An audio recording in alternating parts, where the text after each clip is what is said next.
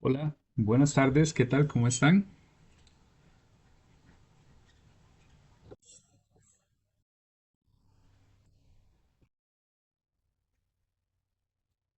Listo, vamos a iniciar. Estaba dando un par de minutos para que se conectaran más personas, pero bueno, iniciemos con la clase de hoy. Igual acuérdense que eh, me interrumpen en cualquier momento que tengan alguna duda, ¿verdad? Algún aporte que tengan, bienvenido siempre. Si tienen algo específico que quieran que veamos más a profundidad, lo hacemos. ¿Verdad? Eso es importantísimo. Aquí ya los módulos tienen hechos los materiales, ¿verdad? Las presentaciones y los exámenes, pero ya no tenemos ningún problema en que tengamos que ver algo por fuera o ampliar algún tema. Eso no es ningún problema.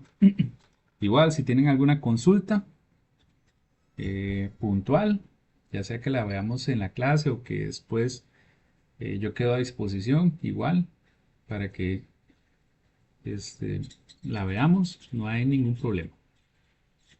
Ok, bien, vamos a seguir con este módulo de transporte y distribución, que en este caso es la semana 2 del módulo 7. Estuvimos viendo un poco de transporte, vamos a seguir viendo transporte el día de hoy, ¿verdad? Y dice que vamos a comenzar con los tipos de carga, ¿verdad? Y aquí es importante porque a veces se tiende a confundir un poco qué tipo de carga vamos a movilizar, qué tipo de carga vamos a enviar o vamos a recibir y qué medios de transporte, ¿verdad? Son los más adecuados para cada tipo de carga. Las cargas, bueno, aquí hay una clasificación que es de la Organización de las Naciones Unidas. Ellos son los que dan tipificaciones de las cargas. De hecho, cuando uno va a hacer exportación o importación, siempre las tipifican con esta clasificación, ¿verdad? Comenzando con la carga general. Y a veces tiende a confundir un poco. Se compone por artículos individuales dispuestos en cantidades pequeñas. Eso es carga general. ¿Verdad? No te dice ni mucho, nada más te dice que son artículos individuales. ¿Verdad? Como si usted trajera un repuesto, como si usted trajera eh, piezas individuales. Bueno, eso vienen como carga general.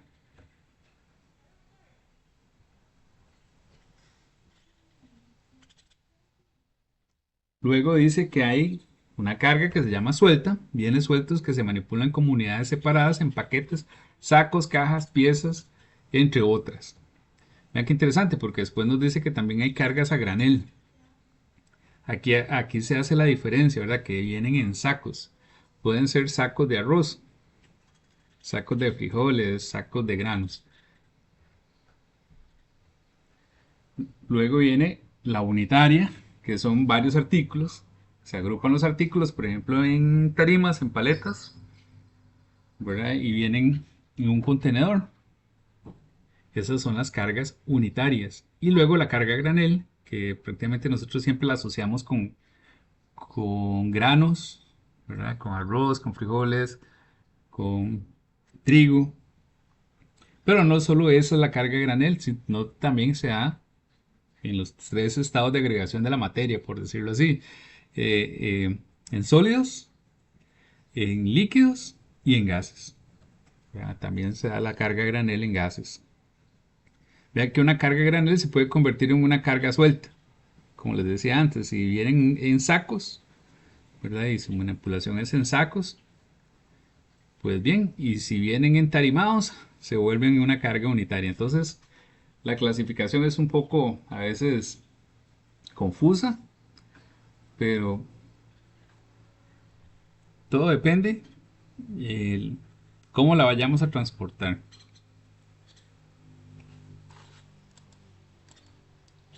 Naturalezas de la carga. Eh, ¿Están viendo bien la presentación? ¿No hay ningún problema?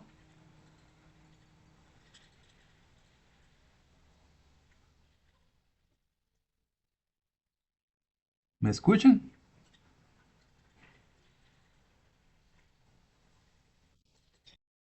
Ok. ¿Se ve bien la presentación? ¿Va pasando? Sí, profe.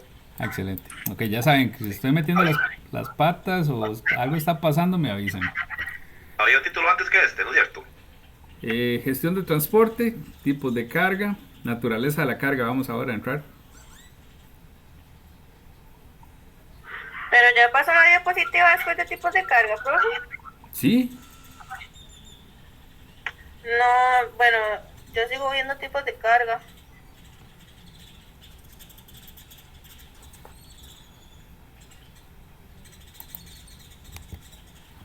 vamos a ver qué está pasando. Porque se supone que si compartimos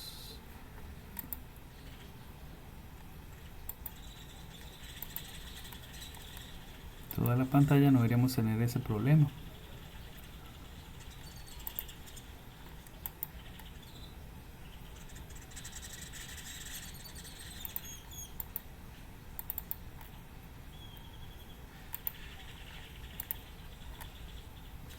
Carga perecedera.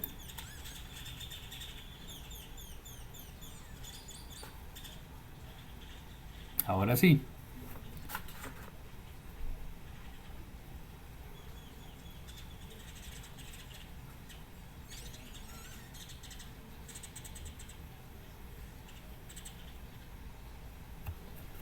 Bien, dice que carga perecedera generalmente son productos alimenticios, pero cuando decimos perecedera es porque tienen un ciclo de vida, ¿verdad? En donde pueden variar sus condiciones físicas, químicas o microbiológicas en un corto tiempo. Profe, yo no veo nada todavía, solo me sale su foto de perfil. En serio,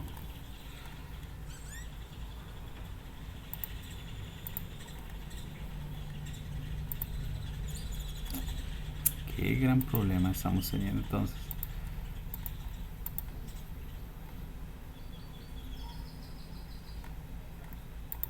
Ahora sí, ¿ves la presentación? No, sí me sale, digamos, cuando se hacen los movimientos de que sale todo, pero donde usted lo tira me sale su foto de perfil nada más.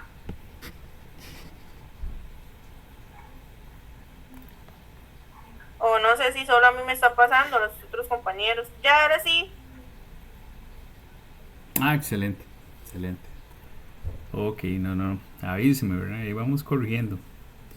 Bien, decíamos que la carga perecedera son por lo general aquellos productos muy asociados a los alimenticios que tienen alguna afectación o degradación en un tiempo de ciclo de vida de las características físicas, químicas y microbiológicas del producto, ¿verdad?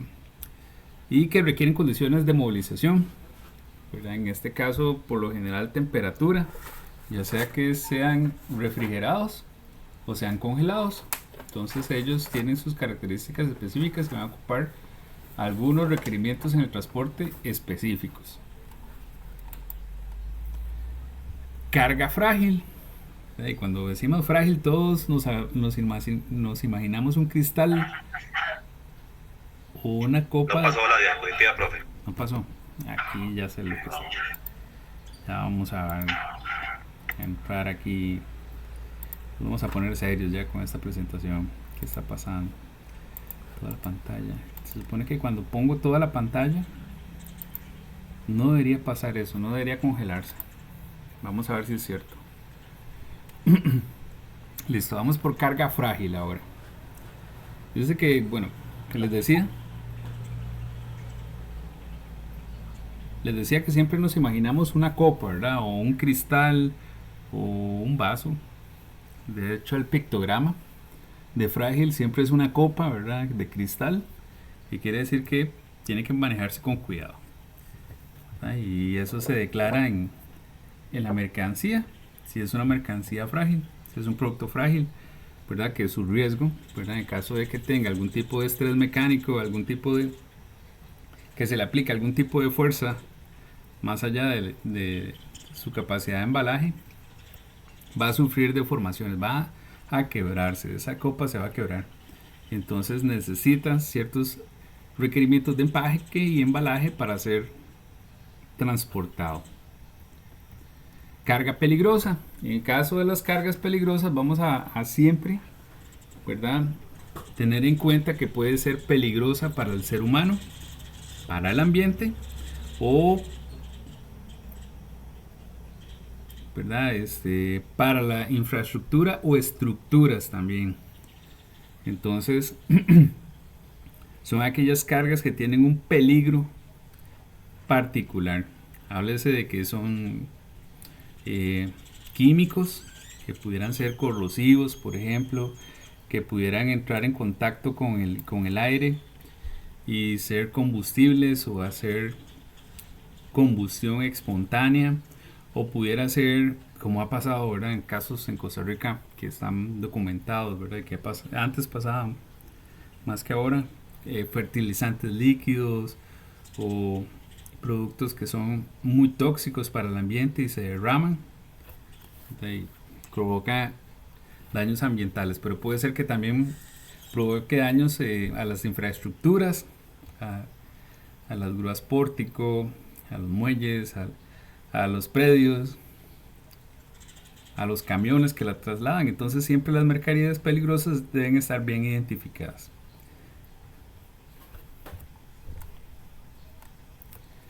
Carga sobredimensionada, ¿verdad? Tenemos una carga que es muy alta, muy ancha o muy larga. En este caso pues es voluminosa y pesada.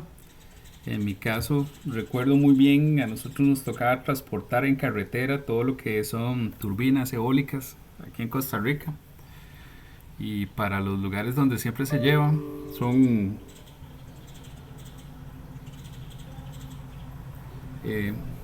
rurales, ¿verdad? Son lejanos.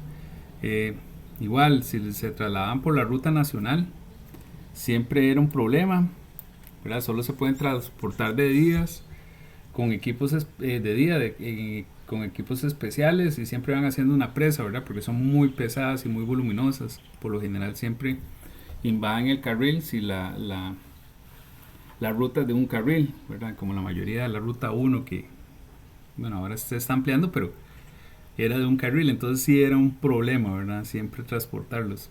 Estas cargas son las cargas voluminosas o sobredimensionadas, siempre que se pase de lo normal, ya sea a lo alto, a lo largo o a lo ancho. Bueno, transporte, ya habíamos dicho esto, que son todas las actividades relacionadas directa o indirectamente con la necesidad de llevar un producto desde el fabricante hasta el punto de venta o hasta el usuario final, al consumidor. ¿Okay? Y que pues obviamente habíamos dicho también que tiene que ser en condiciones financieramente óptimas o las mejores posibles, para que eso no encareciera el producto o el servicio, ¿verdad? Y que tiene que ser ahora con ciertas condiciones de seguridad. Ya vimos que el traslado de, por ejemplo, sustancias peligrosas por carretera o en barco puede afectar tanto la vida humana como el medio ambiente o las infraestructuras o estructuras. Que estas son las modalidades de transporte. Obviamente que ellas se pueden combinar en diferentes transportes a nivel de llevar desde el productor hasta el consumidor. Déjame ver. Pensé que alguien estaba levantando la mano. Si van a levantar la mano, nada más me interrumpen y me hacen la consulta, porque en modo presentación no los veo. Ok, profe, vea, de ahora que usted comentaba esto sobre los modos de transporte. Ajá. Nosotros tenemos un compañero que él se dedica a jalar gas cloro. Esto es para IREX. Para clorar las aguas. Yo trabajo en la IA. Ah, en el AIA, sí, cierto. ¿Es en gas o es en granulado, en pastillas? ¿O granulado? Los dos, pero uno de los más peligrosos es el gas cloro. Resulta que nosotros recibimos cada 3 meses una cuestión que se llama profilaxis, que es que nos enseñan a manipular eso. Pero sin embargo eso no deja de ser, digamos, eso es como muy básico. Resulta que en unas partes donde el muchacho fue a cambiar el cilindro de gas cloro, eso va, bueno, el clorímetro va a base de empaques. Uno de los empaques estaba malo, él llegó, instaló el cilindro, eh, todo le salió, todo lo vio bien y se fue. A los 3 días volvimos a ir y había casi como unos 200, 300 metros quemados alrededor Claro. de la casa donde estaba el cilindro se escapó, y como el gas cloro pesa más que el aire, quemó toda la plantación alrededor. Mira cómo quedó eso, increíble. No, exactamente, ese es un material peligroso y sí, con gas cloro se han dado muchísimos, muchísimos accidentes. Recuerdo que una vez en IRIX, ¿verdad? Ellos le llaman un contenedor completo de cloro, una bala que había en el acople, exactamente, en las válvulas de acople, ¿verdad? Para entrar al proceso continuo. Se les había quebrado y comenzó a escaparse el gas cloro y tuvieron que evacuar todo un área, ¿verdad? De las personas en la noche y todo. Sí, es súper De hecho, peligroso. sí, de hecho solamente la haya tiene una cuadrilla para cuando pasan emergencias así. Nosotros manejamos cilindros de 1 tonelada. Ajá. Y ahí, aquí, pues, creo que los únicos capacitados para eso, porque creo que ni bombero lo hace de esa manera. No, de hecho sí, tienes toda la razón. A veces bomberos tienen conocimientos de algunos químicos, ¿verdad? Y no en todos. Yo recuerdo que a mí me pasaba, por ejemplo, con reactivos. Cuando trabajé en la parte farmacéutica se distribuían algunos reactivos. Y sí, cuando siempre una buena práctica es llevar a bomberos, ¿verdad? Cuando uno está en la planta, llevar a bomberos que le hagan una visita, ojalá anual, para que ellos estén habituados con los procesos y con los materiales y materias que uno tiene en planta, ¿verdad? Como les digo, es una buena práctica, porque si ellos llegan, dependiendo el tipo o la capacidad que tenga la unidad que llegue, puede ser que le eche agua, ¿verdad? Y que echarle agua a los reactivos era más, bueno, era un problemón grandísimo. O si nosotros teníamos un accidente ahí en esa bodega, obviamente llamar a emergencias y qué íbamos a hacer con la comunidad circundante. Entonces, sí, todo lo que son materias peligrosas, imagínate, desde el transporte se pone en riesgo en caso de accidente a todas las personas y a todos los ecosistemas que están en medio del transporte, ¿verdad? Desde el punto de inicio hasta el punto final y a la hora de instalarlo, como lo decís, con ese proceso para purificación de agua, pues sí, se escapa el gas cloro y hace una afectación bastante grande, ¿verdad? El gas cloro, pues obviamente no solo va a afectar al medio ambiente, sino que a las personas, si tuvieran personas contacto con ellos. Y sí, la parte de seguridad es súper importante y especialmente a ustedes que trabajan con ese gas, pues que sigan las recomendaciones de seguridad que trae la hoja de datos de seguridad, porque ustedes van a estar en continuo riesgo y puede ser acumulativo el riesgo. Sí, claro, hemos tenido compañeros que incluso lo han tenido que llevar a otros países como para, no se llama desinfección, tiene una, como que desintoxicación, porque eso es, bueno, eso es fatal. Pierde un montón de cosas uno, la verdad. Es que sí, el gas cloro, la molécula de cloro va a afectar el sistema nervioso central y entonces ahí sí entras en cortocircuito con todo, ¿verdad? Todo se te afecta. Correcto. Así como usted lo dice. No, súper, excelente el ejemplo. Ok, continuemos entonces. Dice que modalidad de transporte, que puede ser terrestre, marítimo, aéreo, fluvial o multimodal, o sea que tiene varios. Por lo general siempre va a tener varios, ¿verdad? Si vamos con contenedores, vamos a ir terrestre hasta que lleguemos al puerto y de ahí pues pasará a ser marítimo. Y si pasa por el canal de Panamá, por ejemplo, algunas navieras pasan por el canal de Panamá, bueno, se vuelve fluvial. O transporte aéreo, o sea que la mercancía puede venir en transporte aéreo o la materia, el producto puede venir en el transporte aéreo porque no, su masa no pesa tanto, ¿verdad? O no es tan voluminosa, entonces pudiera utilizarse el transporte aéreo. o no te queda otra, ¿verdad? Tenés que traerlo aéreo por la precisa y porque ya se necesita el producto y se puede traer aéreo, aunque es el más caro de todos, pues no queda otra, hay que traerlo por esa vía. Selección del transporte.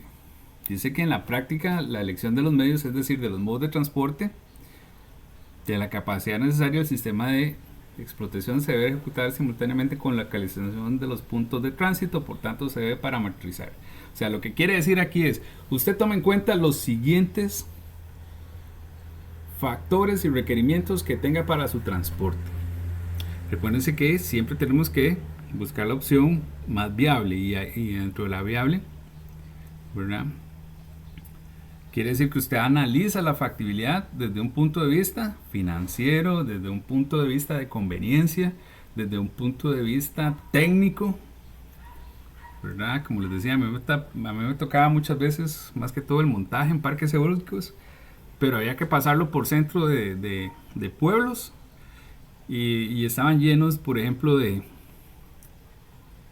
cables eléctricos, ¿verdad? Y tras que eran altos, voluminosos, para callecitas de un pueblo, y era complicadísimo porque muchas veces había que llevar hasta las cuadrillas de las cooperativas o del ICE para que hicieran desconexión y pudiéramos levantar algunos cables si se podía, o quitar algunos para poder pasar con la carga.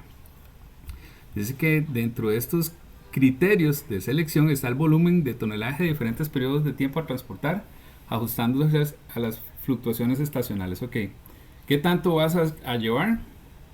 ¿Y en qué periodos o qué meses, ¿verdad? Se te da alguna estacionalidad? O sea, que vayas a requerir más o vayas a requerir menos. La naturaleza de la mercadería. En este caso ya veíamos si es perecederos o si los podemos almacenar por más tiempo, si podemos tener una cantidad mayor a traer. Entre más se aprovecha el transporte, por lo general pues sale más rentable al dividirlo por las unidades que se traen o se llevan. El peso unitario de cada elemento a transportar, y esto es súper importante porque hay vías nacionales, por ejemplo, que uno sí puede transportar pesos, ¿verdad? Y hay otras que no, que todavía tienen carreteras o con suelos que son inestables, y ahí no se puede pasar con mercadería o con transportes que sean muy pesados. Y ya vamos a ver un poco la parte de contenedores, pero muchas veces, dependiendo, si tienes que traer una maquinaria y traes un transporte especial, muchas veces va a ser sobredimensionado o con un peso más allá de la capacidad normal, ¿verdad? Que aguanta una calle o una carretera. Las distancias del recorrido.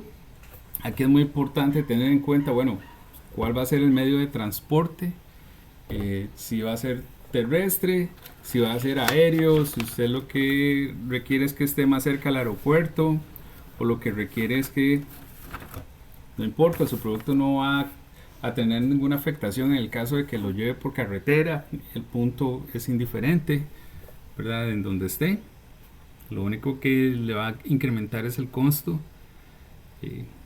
del transporte en sí. ¿Ok?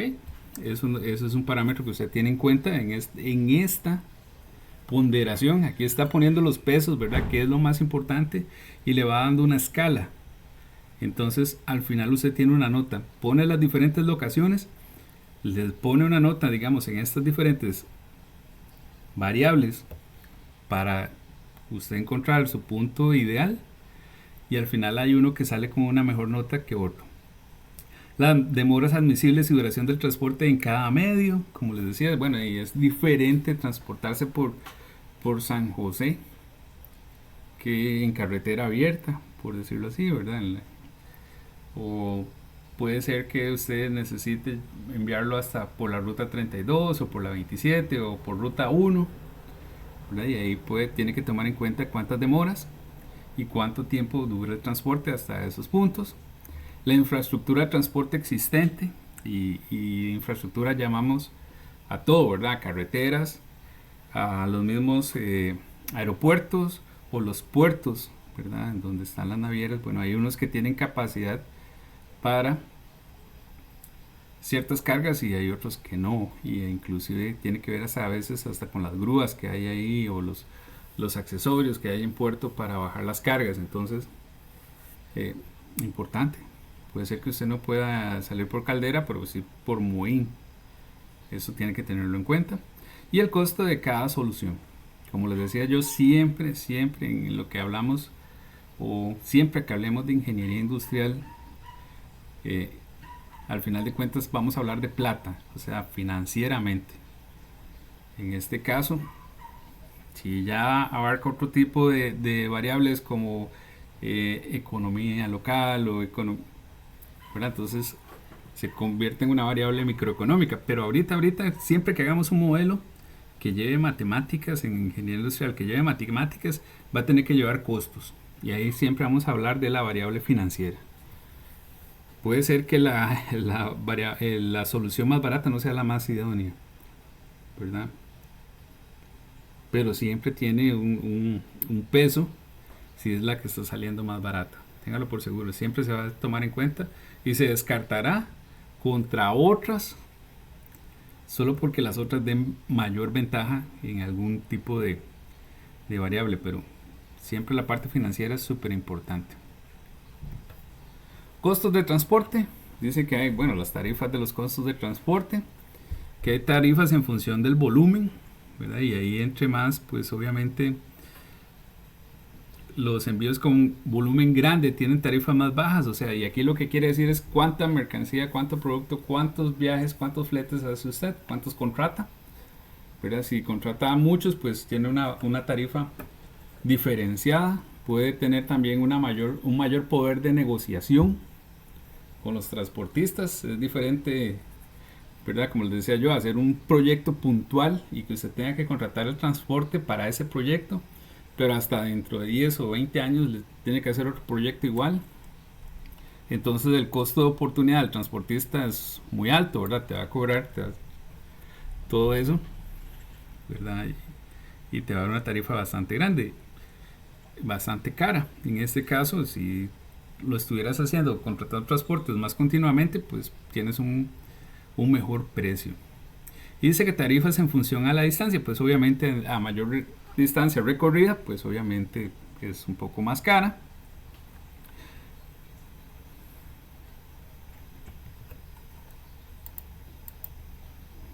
Costos de la flota de vehículos, costos fijos y costos variables.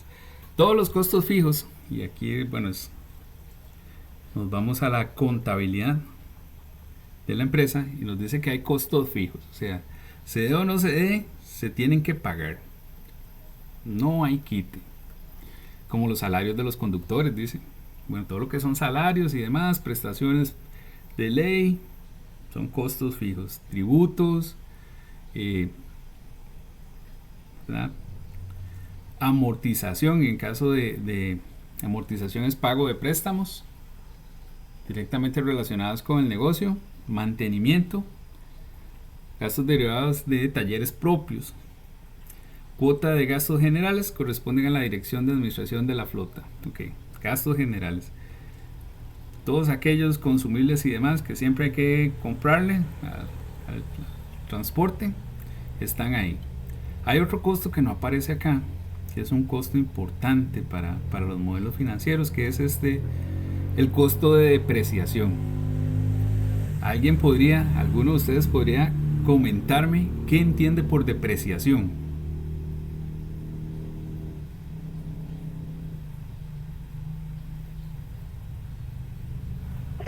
El valor que se va perdiendo, profesor. ¿Por qué lo vas perdiendo? Y puede ser por, digamos, como por ejemplo, por darle un ejemplo, digamos, cuando uno saca un vehículo de la agencia, ya ahí, digamos, ahí hay una depreciación, porque ya con solo sacarlo de la agencia ya uno sabe que pierde más o menos un 5% del valor. Entonces puede ser por el uso, puede ser porque se va deteriorando, no sé, ¿verdad? Eso se me ocurre ahorita. Ok, no, perfecto.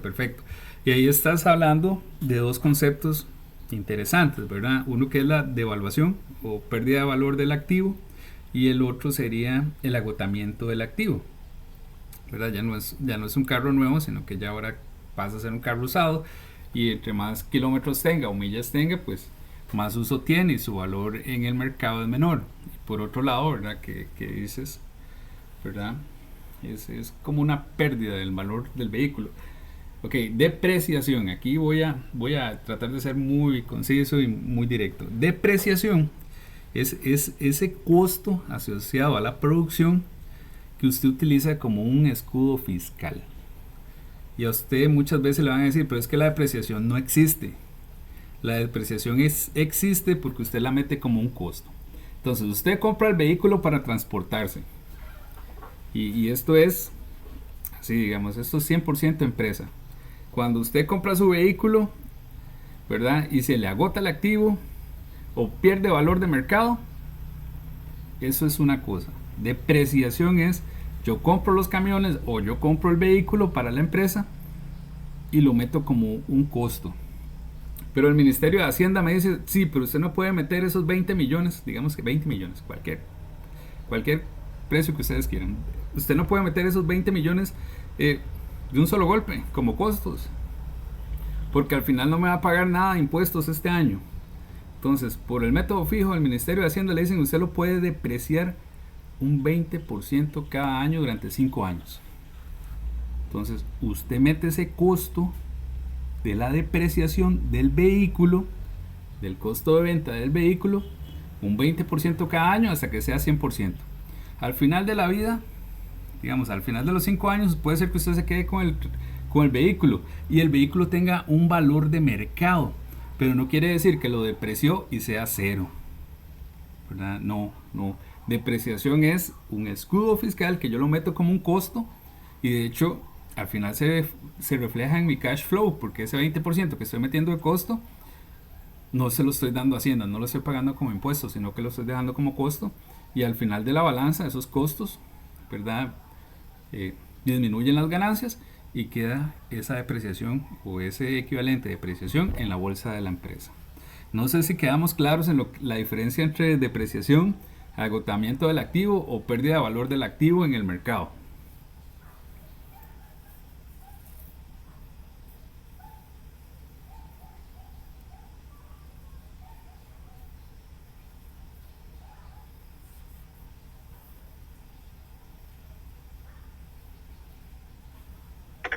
Profe, ¿y cómo trabaja eso que usted acaba de explicar en productos perecederos, por ejemplo? La depreciación Sí. es que la depreciación se va a dar en los activos fijos. Ah, ok. ¿Ves? Entonces yo compro algo, compro la máquina para hacer el proceso del producto perecedero, pero el producto en sí no lo puedo depreciar, lo tengo que meter un costo. Entonces la materia prima es un costo, eso va directamente a costos. Ah, ok. ¿Ves? Igual, otra cosa que es muy importante en la parte de ingeniería industrial, siempre diferenciar entre qué son costos y qué son gastos. Costos, lo que vaya directamente reflejado, asociado o en función al proceso de producción. Gastos, todo aquello que no vaya directamente a transformar la materia prima. Entonces también esa es la diferencia entre costos y gastos. Y sí es importante que tengan claro el concepto de depreciación, porque igual uno dice, es que se depreció en el mercado o se depreció el vehículo, tal y como lo decía, es que mi vehículo se ha depreciado porque ahora cuesta 5% menos de lo que yo lo saqué de la agencia. Ok, ese es el valor de el activo en el mercado, no es depreciación. Otra cosa que también se tiende a confundir con depreciación es el agotamiento del activo, o sea, el activo va a ir envejeciendo, ¿verdad? Y ese envejecimiento, esa deriva natural del activo, tampoco es depreciación, eso es agotamiento del activo, o sea, se va volviendo viejito. Ya, no, es que ya no, ya se depreció completamente ese activo. Bueno, eso fue en libros contables y eso fue para presentar impuestos, pero no quiere decir que su valor sea cero. Y entonces a veces la gente se confunde porque dice, es que tiene un valor de salvamento de 100 colones. Ok, no, ese es el valor al final de cuentas del precio en el mercado de ese activo, aunque ya esté muy viejito, aunque ya esté muy hecho leña, aunque ya se haya reparado muchas veces, él siempre va a tener un precio, un valor aunque su depreciación haya pasado hace 20 años. O sea, es un vehículo que tiene 25 años. Un Land Cruiser, imagínense, un Land Cruiser de los viejos, aquellos buenos. De hace 5 años tenía depreciación, lo depreciaron, pero tiene 25 años. Ok, esos otros 20 años fueron de agotamiento, o sea, se fue envejeciendo el activo. Al final lo vendemos y tiene un buen valor en el mercado. Ok, ese fue el valor de mercado. Porque hay inclusive algunos vehículos que van adquiriendo valor con el tiempo. Bien, sigamos. Cualquier duda me avisa. Y dice que los costos variables, que son aquellos que van en función a, si en este caso los vehículos recorren más kilómetros, pues va a haber más costos de cambio de llantas, que obviamente va a consumir más combustible, ¿verdad? Los mantenimientos preventivos hay que hacerlos más seguido, hay que hacer cambio de aceites, de lubricantes, de engrases, de filtros, ¿verdad? Y de escobillas, todo lo que sea. El mantenimiento preventivo de estos vehículos que nos ayudan en el transporte, si obviamente se hacen más kilómetros, se va haciendo pues más cambios y hay que invertir más en su mecánica preventiva y correctiva, pero que al final de cuentas ya va recorriendo X cantidad de kilómetros, ya hay que hacer cambio de piezas.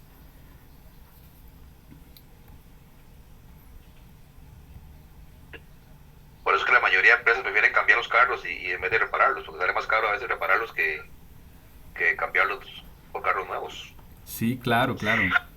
Eso es uno de los modelos, ¿verdad? Cada 5 años depreciamos el vehículo, o sea, cada 5 años utilizamos el escudo fiscal y lo vamos metiendo como costo. A los 5 años ya lo terminamos de depreciar, o sea, ya no lo podemos presentar al Ministerio de Hacienda como un costo, cambiémoslo por uno nuevo, ¿verdad? Tenemos el precio de recuperación de ese carro de 5 años en el mercado, eso más le ponemos la otra parte y ya ellos se van ganando ahí el precio de mercado, sacan un carro nuevo y lo comienzan a depreciar otra vez, lo vuelven a meter como costo. Igual, si usted hace leasing, ¿verdad? Si la empresa hace leasing, es la misma historia. Los está cambiando cada 4 o 5 años y eso lo mete como un costo, ¿verdad? Eso va reflejado como un costo y al final entonces le sale muchísimo mejor a la empresa estarlos cambiando que permanecer con una flotilla vieja, ¿verdad? Y por lo general en el leasing se le mete el leasing operativo para que la misma empresa que te suministra los vehículos se encargue de los mantenimientos. Todas esas son modelos que están en el mercado. Lo que tiene que hacer la empresa es ver financieramente cuál le conviene más, ¿verdad?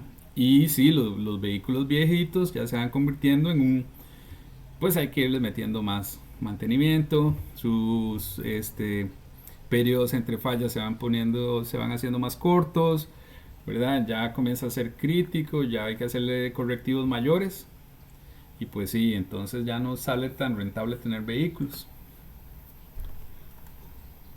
viejitos, ¿verdad? Ok. Consideraciones importantes en cuanto al traslado de mercaderías. Y aquí es conceptos importantes y vamos a ir al embalaje, bueno, al empaque, al embalaje,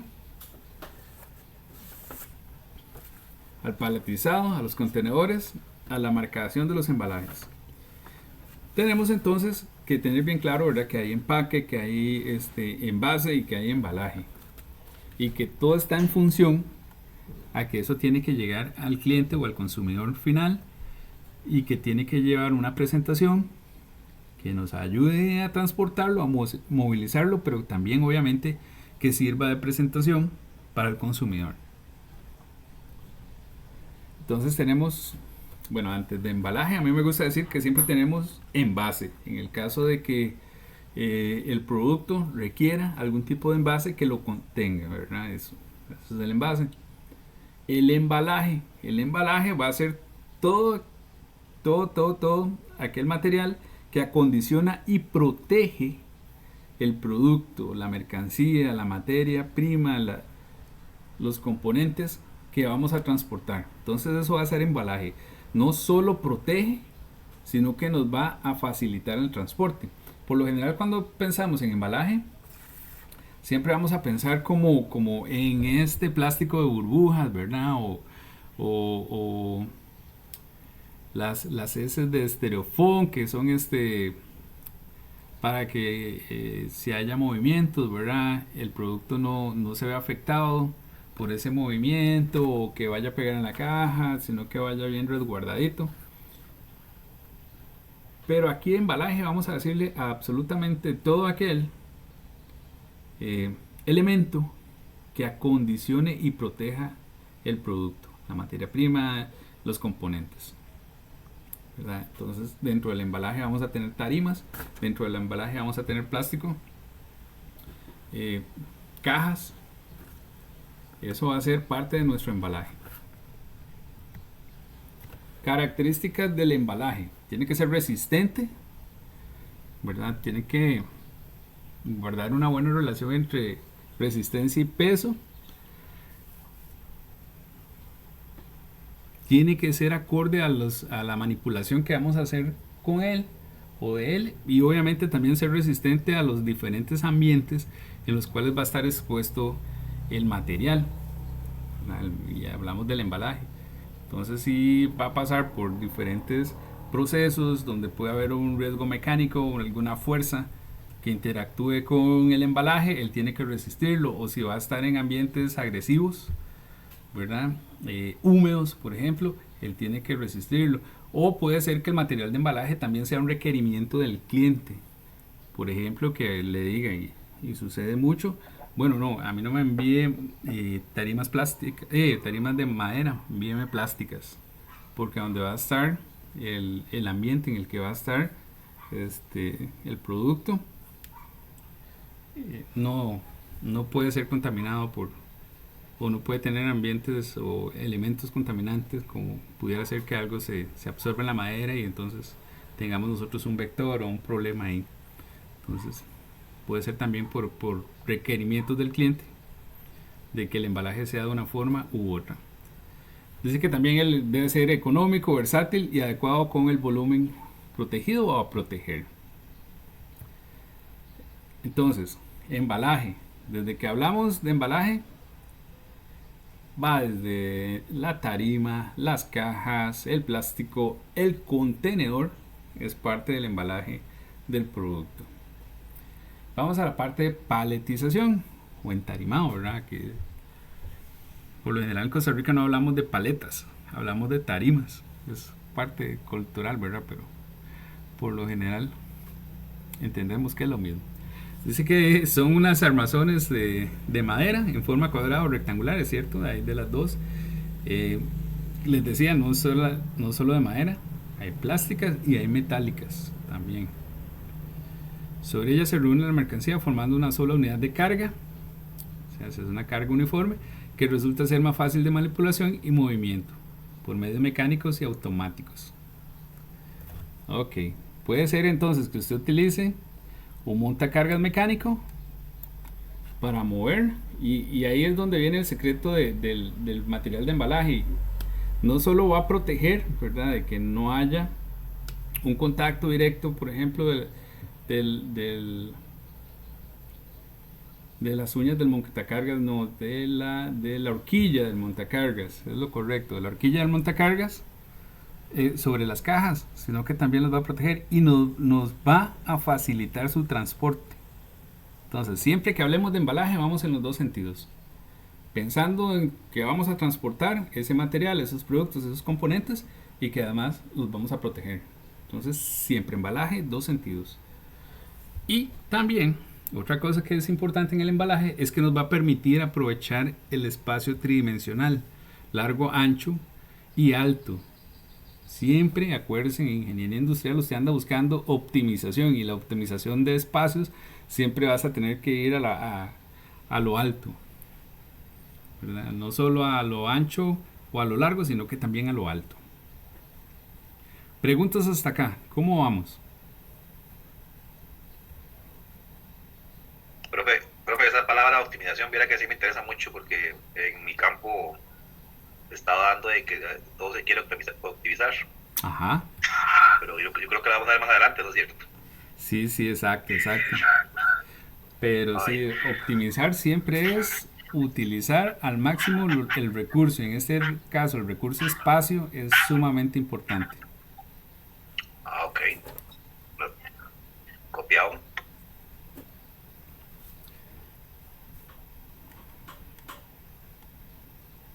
Dice que medidas y capacidades. Bueno, dice, está definida la altura mínima entre pisos, medidas estándar de ancho, largo y capacidad de carga estiva. Sí es importante, ¿verdad? Hay una ISO específica, la ISO 3394, que ya nos especifica sobre las alturas, ¿verdad? Si usted se imagina alguna cosa en la industria, y es otro tip, si usted se imagina algo en la industria, en la que sea, ¿verdad? En este caso estamos hablando de embalajes, hay una norma ISO ya nos refiere cómo debe ser, cuáles son sus cualidades, y buscando siempre que haya un idioma universal. Eso es lo que buscan las normas ISO, ¿verdad? De estandarizar al máximo posible a través del mundo todo lo que son los diferentes apartados. Entonces, una de las cosas interesantes también en la parte de ingeniería industrial, pero ustedes dan un módulo específico de normas, es que sí, hay una norma para todo, y hay una norma para, en este caso, dimensiones de estivas, y es esa ISO, la 3394.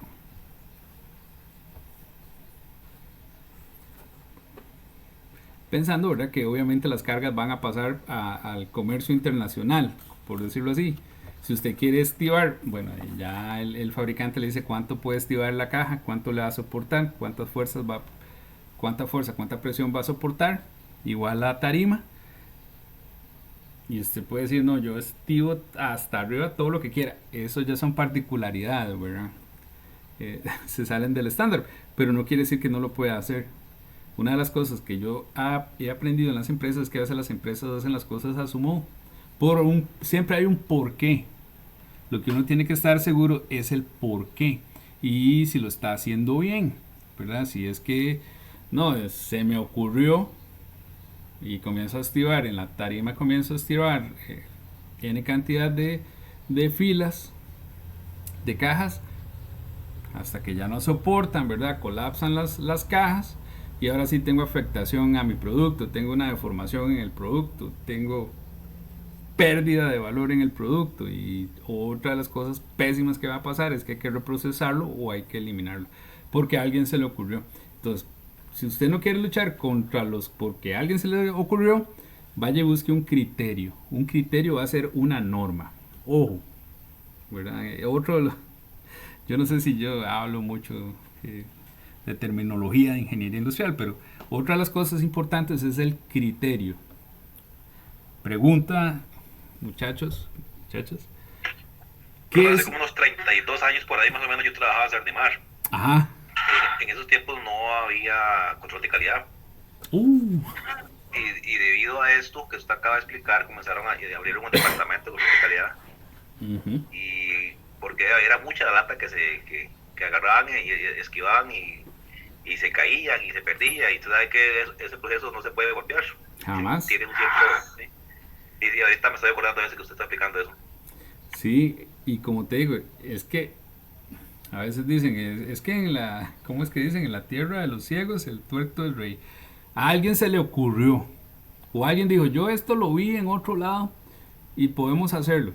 Puede ser que las características fueran diferentes, los materiales diferentes y la estiva fuera diferente, pero en el momento en que se aplica, vamos a tener un problema. Y sí, vean, es importante tener la referencia del fabricante o unos calculitos para poder respaldar que eso realmente se puede hacer así o no. Les iba a preguntar, ¿qué es un criterio? Igual, que estamos conversando, no sientan pena, nada más digan qué creen que es un criterio o lo que siempre han pensado que es un criterio.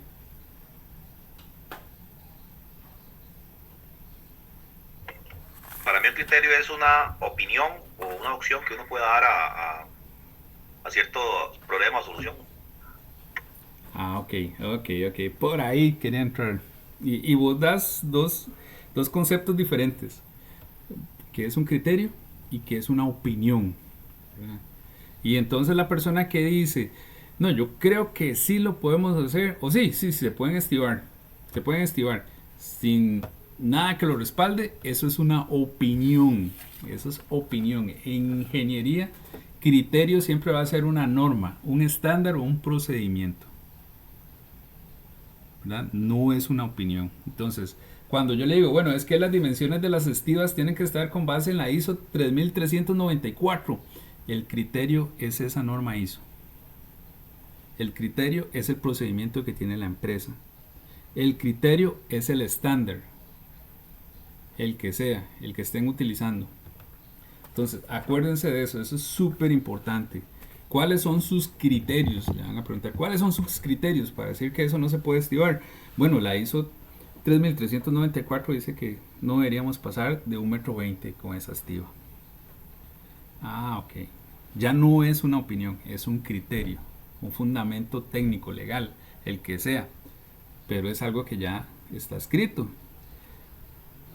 Así que acuérdense, una cosa es opinión y otra cosa son criterios.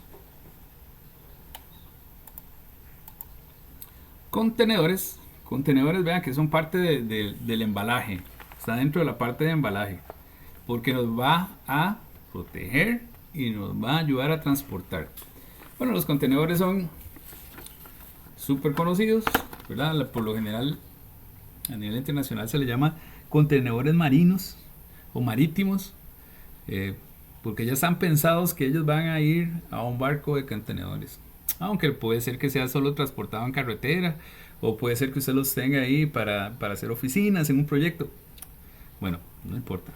Es un contenedor y todos tenemos el concepto de lo que es el famoso contenedor de acero, que es estandarizado, ¿verdad? También, y que está diseñado para que se pueda llevar por carretera, por diferentes medios, se pueda ser cargado y pueda llegar hasta un barco y ser transportado por vía marítima o fluvial, ¿verdad? Como les decía, si pasa el canal de Panamá, es fluvial. Hay diferentes tipos de contenedores. Aquí vemos el contenedor aéreo, es el que utiliza el avión, ¿verdad? Los que se utilizan en avión para transportar cargas. Luego tenemos el de acero que les decía yo. En este caso dice que hay de 40 pies y 20 pies. Hay de diferentes tamaños también. Hay unos de 10 pies. Una vez me topé con uno pequeñito, un cubo, ver un cubo. Era un contenedor de 10 pies y ahí lo que lo utilizaba era un agente de mantenimiento, un fabricante, ¿verdad? Que daba mantenimientos también. Entonces ese contenedor pequeñito lo enviaban con todas las herramientas y los equipos para izaje de cargas, todo, lo mandaban al país que tuviera que trabajar, ya fuera México, Costa Rica, Argentina, Paraguay, Brasil.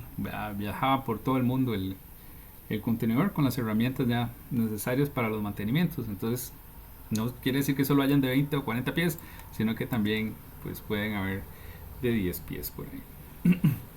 ¿Qué existe el refrigerado? Bueno, importante, en estos de 20 pies y 40 pies, ellos tienen dimensiones, ¿verdad? De alto y de ancho, ¿verdad? No solo de largo. Entonces podemos decir que el de 40 pies son unos 12.19 metros más o menos, con un ancho de 2 metros con 44, estamos hablando de las dimensiones internas, y un alto de 2 metros con 59. Que también, no sé si viene acá, ¿verdad? Que obviamente está otro que se llama el High Cube, o que es un poquito más alto, y ese High Cube tiene 19 centímetros más, ¿verdad? De alto. Llega hasta los 2 metros con 59 de alto.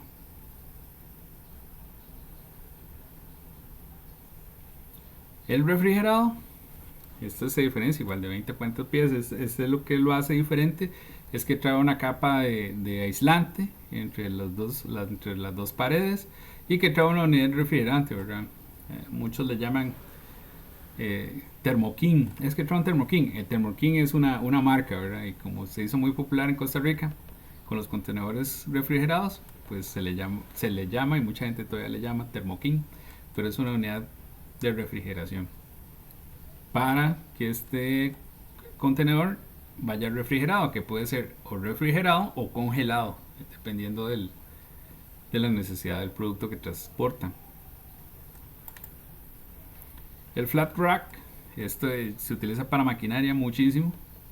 Es igual para transportar y tener estructuras que soporten otro contenedor encima, pero que es abierto por la necesidad, y aquí se le coloca la carga, ¿verdad? Pensando en que va a ir al modo marítimo también, entonces por el volumen de la carga se utiliza un flat rack. Ellos también, estas partes, ¿verdad? Las partes laterales que traen, se pueden bajar, son modulares, se pueden bajar y subir la carga por ahí, o con una grúa directamente subir la carga y poner otro flat rack arriba o otro contenedor arriba. El open top, este es muy utilizado, por ejemplo, cuando uno trae maquinaria o trae piezas muy voluminosas, multiplicadoras, ejes, motores, generadores, cargas que son difíciles de manejar, ¿verdad? Y el montacargas o el manipulador telescópico no llega hasta el fondo, entonces se le quita el techo y con una grúa se iza la carga y se acomoda la carga dentro del contenedor. Es por facilidad. Entonces el open top se utiliza. También lo he visto que lo utilizan, por ejemplo, para trasladar algunos animales que son voluminosos, pero eso poco usado, ¿verdad? Una jirafa, mete una jirafa aquí y sale el cuello y la trasladan en un contenedor open top. Tenemos este open side, ¿verdad? Que este es muy bonito, pero cuesta mucho conseguirlo. Costa Rica es casi que difícil. Trae bisagras, ¿verdad? Trae 2 juegos de bisagras por par de puertas. Ellas se doblan, se abren, ¿verdad? En su totalidad y se doblan. Igual es para facilitar la manipulación de la carga, subir la carga y bajar la carga de este contenedor. El tanque ¿verdad? El cisterna va bajo la misma metodología. Aquí es para llevar un fluido, en este caso un líquido. Es para líquidos este que está acá. Y va para lo mismo, ¿verdad? La función es transporte y que sea como un Lego, ¿verdad? Que a la hora de usted subirlo al barco lleva ciertas especificaciones, pero que también usted lo puede acomodar y que vaya a maximizar el aprovechamiento del espacio. Entonces va en las mismas dimensiones que un contenedor, solo que traslada otro tipo, en este caso un fluido. Marcación de embalaje, bueno, los contenedores traen su propia marcación, ¿verdad? Ahí nos dice, pues, por ejemplo, que tiene un número único que viene comenzando por el código del fabricante o del dueño del contenedor. Todos los embalajes de ahí para abajo también tienen su propia marcación, su simbología, los pictogramas que van tendiendo, obviamente, en 2 sistemas. Uno que es el sistema de transportes, y es el que va a llevar por fuera el contenedor, y por dentro, digamos, ya ahora sí, los otros materiales de embalaje más pequeños van a llevar los símbolos o los pictogramas del sistema globalmente armonizado, que es obligatorio desde el 2015 para acá,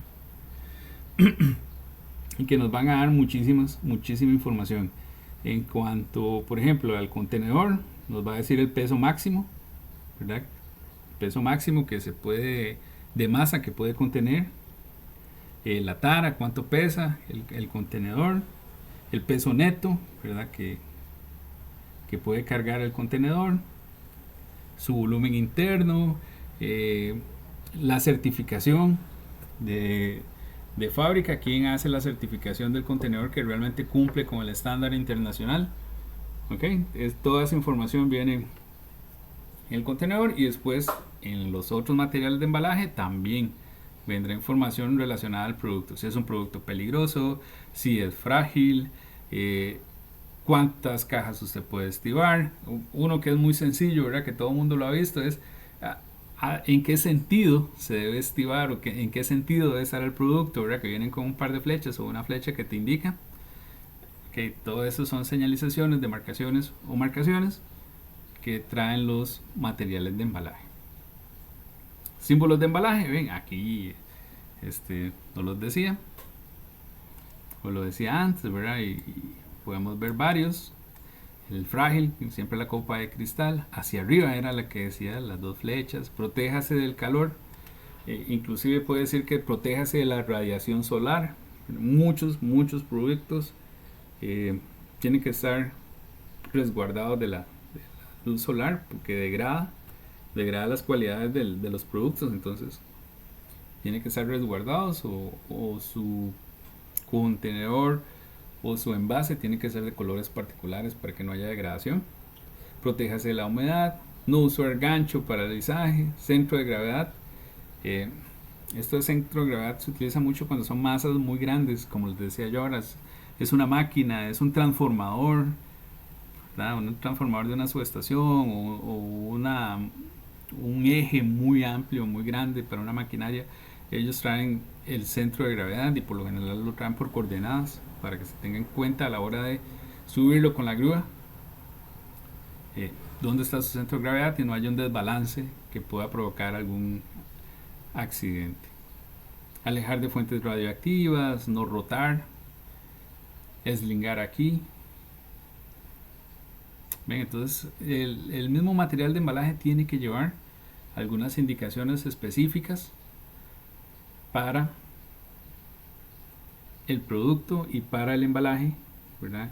Para que no se pierdan sus cualidades, que nos ayuden a transportar el producto, la materia, el material, el componente, pero que a la vez lo protejan tanto al producto como también a las personas que están trabajando en su transporte.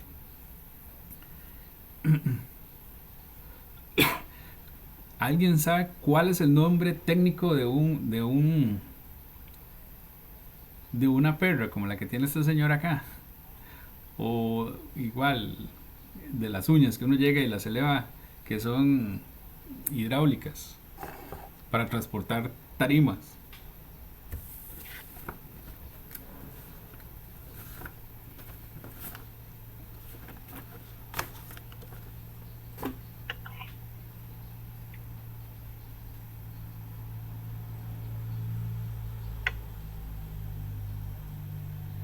¿Será el stop beacon? Oh. Ellos se llaman montacargas mecánicos. Ahora viene la otra pregunta, ¿verdad? ¿Cómo se llaman entonces los que siempre hemos visto? Los que llamamos montacargas. Como tal. Según la norma hay dos clasificaciones. Montacarga mecánico, lo que nosotros llamamos perras o perritas o que pueden ser las hidráulicas. Y montacargas autopropulsados, aquellos que llevan pues obviamente un motor, un propio medio de propulsión. Háblese de los de motor de gasolina, convertidos a gas, de diésel, ¿verdad? Esos son autopropulsados. Esas son las dos categorías de montacargas que existen.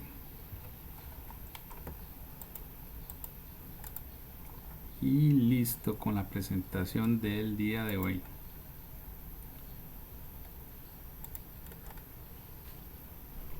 ¿Alguna duda? ¿Algún comentario?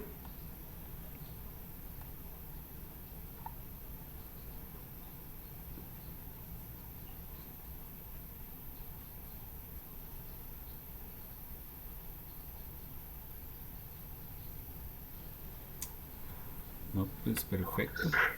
La veía muy bien.